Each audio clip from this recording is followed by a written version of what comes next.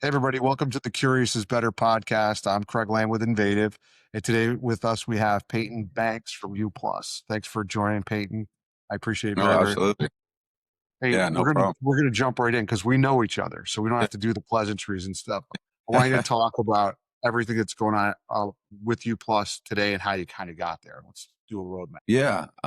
So U Plus actually started when I was playing in college at Penn State. There was this interesting time of year every single year where my teammates about to be pros would be super excited about the new game of 2K coming out. And I thought it was the craziest thing to me that the players would be rushing off the court to try to No, work on their virtual game instead of their real game. And these are people that will probably be on the game themselves in a couple of years. And I just thought it was very odd. And the lens in which I was viewing that was, I grew up in the gym. So my dad was a basketball coach, started a basketball club. We're celebrating 20 years now. It was always about basketball development for me. It was just my life. And it was always a hard thing to get kids to want to go work out and be excited about getting better. And I thought this would be a cool idea where what if, if you're working on your virtual player, but you have to actually do work in real life? And I thought that was at the time, it was just like an idea that I thought was just a cool thing. But as life kind of develops and opportunities pop up, my creative brain was like, look, this could be a really cool opportunity to help kids indirectly grow in yeah, so you basketball. have to actually do physical work to get your virtual Riz. Yeah. Yeah, exactly. What kids Yeah. like to call it. And so I thought that would have been a cool if we could bridge that gap for these athletes, for these young kids. I think that would be the best case scenario. Instead of having either or, I think there's a way that we can bridge that gap, and that's what Youth Plus aims to do. So Yeah, but I mean, you've talked about this before, and I always think it's super poignant because then you kind of like self-reflect, and you're like, we started with basketball, but then you were like, we're not trying to get just better basketball players, we're trying to get towards better people, right? And like, right. so and again, not to get mushy on it, but like the stuff that inspired you about this, we're going to talk about the app in a second, but Yeah. the stuff that inspired you was deeper than just being great basketball players. Yeah, much deeper, much deeper.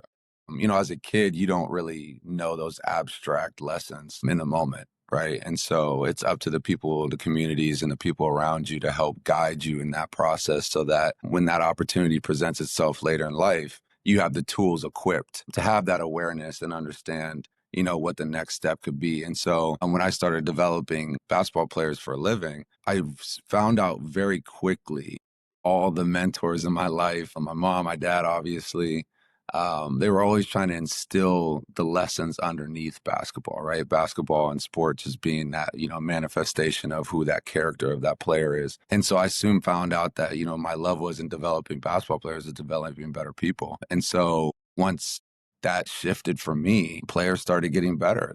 Understood, why they were doing what they were doing. And it's hard because sports has a lot of adversity baked into it. And in order to get through adversity, you really need to know what you're doing and why you're doing it for.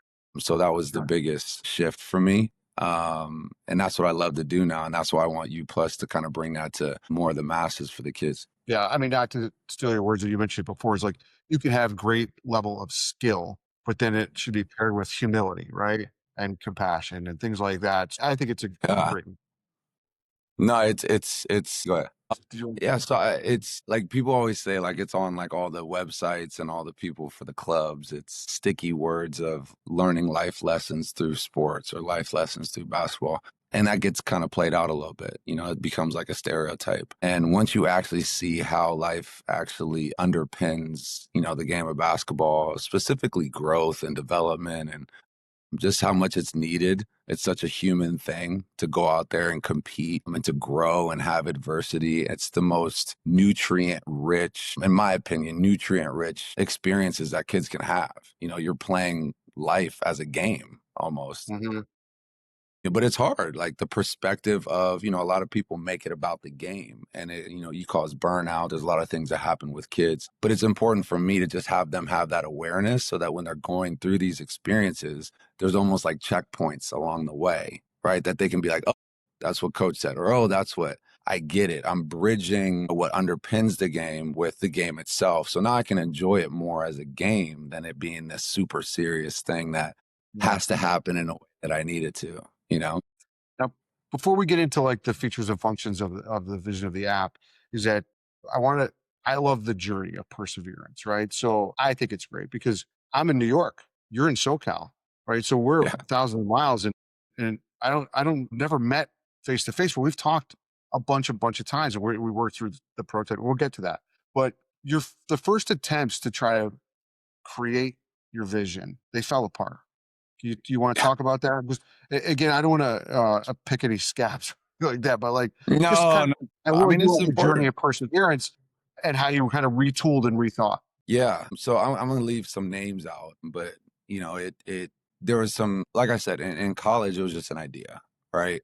I ended up being able to do part of my master's in entrepreneurship in South Florida when I continued my playing career. And it allowed me to have some more structure to building an idea. And I actually, the original idea was called ISO. And it was basically, bringing real world progress into this virtual space. And again, that was just a project, right? But it came from an idea to now it's a project to now, it's evolving in a way. And I kind of pushed it to the side, came home, decided not to play basketball professionally, and really decided to dive into youth development, specifically through basketball. And as I started going down that road, I got approached by a group to help them on the basketball side to develop this basketball portion of an application that could help kids develop. And soon made it very apparent to them that what we just talked about, which was it's not about becoming a better basketball player, it's about becoming a better person. I want to be a part of an application that develops better people from the bottom and from the foundational level. And so, as that progressed, it was great. I worked with a team for a few years and, me being very new to this, I was very excited about it, Sure, super and you're sharing involved. all your ideas, And right? I'm sharing all, oh my God, I'm like waterfall out there, super Sure. excited to wake up in the morning. I got my purpose and calling. I was always super, we talk about this later, but I was always very inclined to technology. Like I love technology, but never really had the educational background for it, but I was always drawn to it. So me being able to bring my creativity in with basketball, something I know really well, with this other thing that I'm passionate about, was a super inspiring and encouraging experience. And so the business end kicked into it, and things started to fall apart, which was a big shock to me because I really thought this was aligned. This is exactly what I want for my life. And I found myself coaching myself like I would a kid if they miss a shot. When this whole thing fell apart, I ended up, a lot of the coaching that I did, I ended up almost feeling like I was talking to myself in the moment. And so, long story short, I ended up leaving. It ended up falling apart. And it really had an opportunity for me to build in parts of it that were always missing, that I didn't believe that was taken seriously in the moment. And so now under my ownership, I was allowed to pick the people, I was allowed to build the components, I was allowed to have those conversations. I was the one having the conversations. Obviously, it was a control aspect of it, but there was an Sure. ownership too, right? Because it's Right. it's a part of my heart, what I do. We talked about this, Yeah. right? Because you was like, oh, sometimes I have a problem with taking control or having complete control, which is it's a double edged sword, right? So you were with a group, and those partnerships fell apart, and then where you're starting to take shape, it now looks like a pile of rubble. But then you get yourself amped. You're like, nope, belongs to me now. I'm on my own.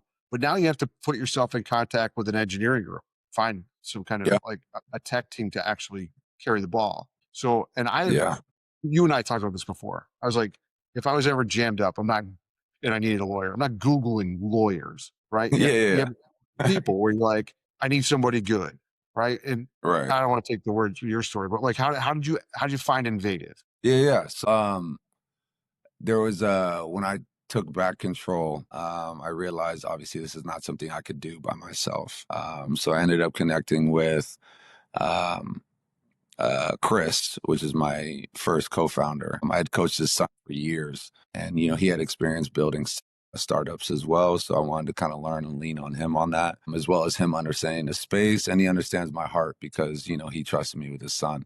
So I felt like that was a good marriage there. And then he brought me into Owen. Owen Dolan is my other co-founder. And he really brought the logistical business end to it as well. And I'm still learning, from these guys as well. But At the end of the day, they respect that it's the vision that I have. We're bringing it to life together. And so, over the last, I would say, year and a half, there's been a lot of development teams that we've been going back and forth with, upwards to like 10. I'll be honest, it's been a long road, but it was important. Like, it's important. It's a Yeah. big project. It's very important to us to make sure that the development team that we have at the baseline we can trust as most as we can. And second, they know our product, right? They get it.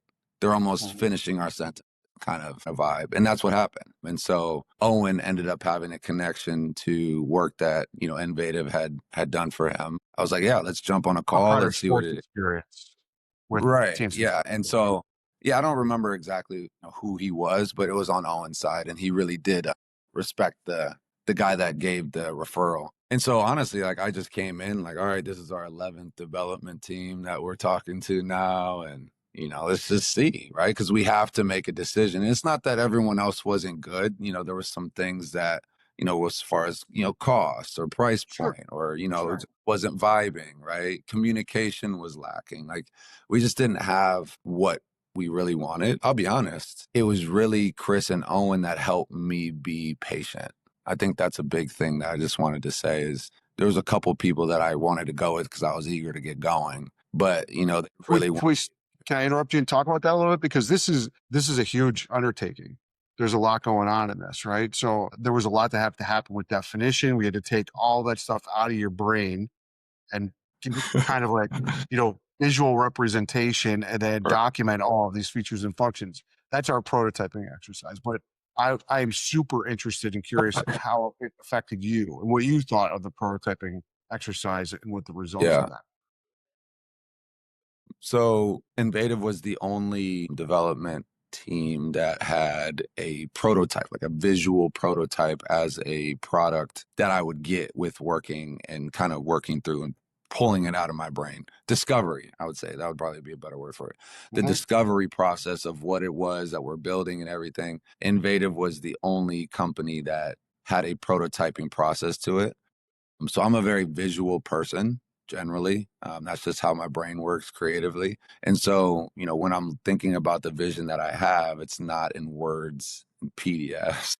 Like, it's a visual thing for me. And so everybody else up until this point was like, there was scope of works, there was diagrams, I get it. But the fact that I actually had something that I had almost as a product was Mhm. like eye opening for me. It was like gold to me. Cause, I feel like as entrepreneurs generally, so it's like always a climb up the hill, and it was almost like there was like a fruit stand, like checkpoint, like, okay, here, let me get some refreshments, let me get some nutrients so I can continue this climb because it's a hard one. So it's important for, as you're climbing and trying to build something from scratch, that you have those times and those momentum builders, those checkpoints, those fruit stands, as you will, to do that. And for prototyping, that was me. That was for me. Yeah. That was my gold. And so for people that don't know what it is too, is like it's a visual representation of not just the screens, but it clicks through like workflows, Correct. right? This is Yeah. what's going to happen, right? So in my experience of dealing with clients when we go through this and we're trying to, put some definition around a project, people really do get excited because now you can even share them and stuff like that. And it must have given you a great sense of satisfaction that all the stuff that was in your dome, like now you can see it on the web There. or phone and stuff like that. So I'm so glad that that worked out. It was awesome working on Yeah. it. You should actually give a shout out to your site so people can see like how like feature rich and complex and visually complex. Because Yeah. Yeah. you have like again, we'll talk about the avatar too because like that was a big thing that we had to overcome to figure out how to build this software. Correct. But give a shout Yeah. out to the great and what people get more information Yeah, on your yeah. site. I actually want to touch on one more part about the prototype Sure. too, is on a personal end, that's what the prototype was for me, but on a professional end and what it was for you plus is, as we're building and we're raising money and having conversations with people and trying to explain it, what this is, most people want to see something visual, that it's actually a tangible thing. It's not an idea. Mhm. So that prototype instantly went from this is an idea to this is the next stage. Like, this is something that they've already built, Yeah. which is a game changer. So our site is go u plus.com. All It spelled is, out, not the plus yep, symbol. Go U plus, all spelled out. I I should wanted to check it do the out. symbol. They don't like symbols. Nah, you don't want to do that yet. You're off. But no, it's just super important, especially when we're dealing with youth. It's important to engage them in that. That's what the whole avatar. I don't know if you wanted to jump into that next, Yeah, but jump into the avatar because even for us for coding an avatar, like yeah, it forced us to a next level too. Because yeah, it's not just about visually changing the avatar to represent who the actual user is, right? But it's like that's your prize pack and all that, that riz that you're yeah. shooting through that work. So go ahead and Yeah, yeah. So I think this is the avatar is the heart and soul of this project. It is the at least the forward facing visual heart and soul. It is our bet on avatars being the next medium of connection, specifically just in the future, but also having youth, anybody that interacts with this platform as it develops, even maybe into adulthood, you're building a relationship with yourself, right? And at the end of the day, that's what you would want. You want people to understand who they are better. And so using yourself as a medium of connection and connecting through the growth of yourself through these avatars is, I believe, turning the corner moment. I just feel yeah. like digitally when it comes to connection. I think the avatar is And an I, interesting point too, Peyton, because it gets the user an opportunity to present themselves as they see them, not yes, always just as the world does, but as they see themselves, or at least where they're yes, going, right? It's like their roadmap. And I love that. yeah, Love that. 100%. And there was I was watching a documentary, no, a podcast actually, the other day. It was Kevin Hart, and he was kind of describing how he, built his business, and it was all around him. A Hart empire was all around him, and he described himself as a NASCAR, right? Like he's the car, and because he has the car and he has this engine, and people want a part of him, people will buy the sponsorships to put on the Mhm. car, right? And so I thought that was an amazing way to kind of understand what this avatar is this is you. Like people want to be a part of your story because of you, and it pushes this authenticity out for the users as well, because you have to, in order to show and express yourself on the platform, you have to actually go out and improve yourself in real life. Like this is not something like you buy things for. It's like you actually have to improve yourself and I'm grow on listening the to you platform. though. I'm like, don't you think that the comparison's ridiculously ironic and I think probably serendipitous too? Is that Kevin Hart saying he's the NASCAR where these kids are building their avatars, but in effect, the U plus philosophy and the benefit, those sponsors, it's the clubs, the coaches, the parents, right? They're all kind of getting to ride that train. I think that's super cool analogy. Yeah, and it's like I tell like the onion layer of just the ecosystem of youth sports and anybody that, wants to create anything for youth, but at least in our context, you have the athlete as the most vulnerable part of this ecosystem. He gets told what to do, where to go, who to play, what to eat, what to drink. So there's not a lot of power in the athlete, right? In this ecosystem of youth sports at least. And then the next vulnerable, layer outside of that is the guardian, right? Like they don't really know unless they've had prior experiences or play professionally. A lot of these people are in the dark. And so they have to pay what they have to pay. They can't, they're very limited in the power that they have within the ecosystem. And then you have the club, which is the next layer of vulnerability, which is they have to have a certain level of understanding on how to support the athlete and to educate the parents, but as well as they have to have a price point that allows them to even compete, right? So Hmm. the real power is in the event layer. Like the event layer holds all the cards. Actually, the facility layer, at least in basketball, but the event layer, what they're charging, how much is the door, like all those things are very important. But at the end of the day, they honestly, it's a business, but they want to create a better experience for the kid at the lowest layer. What are we doing to provide that for them? How are we coming to them where they live and where they're growing up in this, technologically infused world? Half of their Hmm. identities, right? So how do we come to them in the experiences that they want to have, Yeah. and how do you build from that? Like how do you bridge that gap? And so that's what U Plus aims to do, is to support, understand what the mission is, but to help support the community, to help support the athlete. And so that's been, the evolution of U Plus. Is it was really just about the athlete in the very beginning. And we were like, how are you going to build a better park in a bad neighborhood? You have to I, help. You got to do both, that's right? right. You have to support the community, and then you have to build the park. And then I think that's when everything starts to flow. Yeah. Well, I'd encourage anybody to go Google Go U Plus, like right now, and get more information and find I appreciate it. Payton on LinkedIn. Well, I appreciate you. I mean, and we love working with the team, and I'm really excited for 2026 because there's going to be a lot going on with that. So I appreciate it Yeah. very much. I want to thank you for joining the podcast too. I always like talking to you, and I'm sure I'm going to talk to you very soon. Yeah. But thanks again, again, everybody. This is Payton Banks from U Plus, and I'm Craig from Envative. Thanks again. I appreciate it, Craig.